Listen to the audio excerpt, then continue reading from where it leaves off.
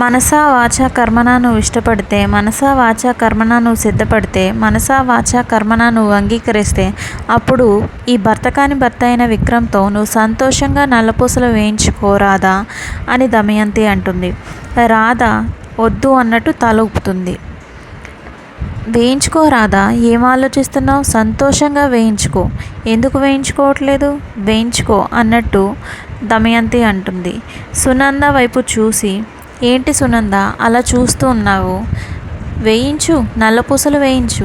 రాధ మెడలో ఉన్న ఆ తాడు తీసి పసుపు కొమ్ము కట్టించు అని సునందతో అంటుంది. వెంటనే సునంద కోపంతో, కట్టరా, ఎందుకు కట్టట్లేదు అన్నట్టు విక్రమ్ మీద అరిచి, పంతులు గారు మీరు మంత్రాలు చదవండి అని అంటుంది.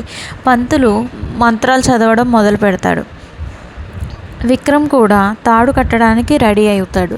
తాళ్ళు కట్టేస్తున్నాడనగా రాధ ఆపుతుంది. ఆపి వెంటనే పీటల మీద నుంచి లేచి బయటికి వెళ్ళిపోతుంది. వెంటనే విక్రమ్ వెళ్ళి, ఏమైంది, ఎందుకు లేచి వచ్చేసావు? అలా పీటల మీద నుంచి వచ్చేస్తే అర్థం ఏంటి అని అడుగుతుంది. అప్పుడు రాధ ఏడుస్తూ, నల్లపూసల కార్యక్రమం అంటే మన ఇద్దరి మధ్య రహస్యంగా జరిగిన అగ్రిమెంట్ పెళ్ళి లాంటిది కాదు. ఇది చాలా పవిత్రమైనది. ఇప్పటి వరకు భార్యాభర్తలుగా నటిస్తున్న మనకి నిజమైన భార్యాభర్తలుగా జీవించే అవకాశం ఇచ్చే పవిత్రమైన కార్యం అది.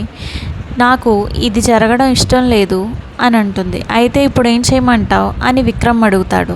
వెంటనే రాధ, నాకు ఇది జరగడం ఇష్టం లేదు, దీన్ని ఎలా అయినా క్యాన్సిల్ చెయ్యి అని గట్టిగా అరుస్తుంది.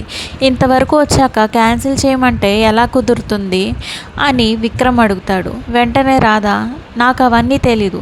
నువ్వు నా మెడలో నల్లపూసలు వేయడానికి వీల్లేదు, నువ్వు నా మెడలో తాళి కట్టడానికి వీల్లేదు అని గట్టిగా అరిచి మరీ చెబుతుంది.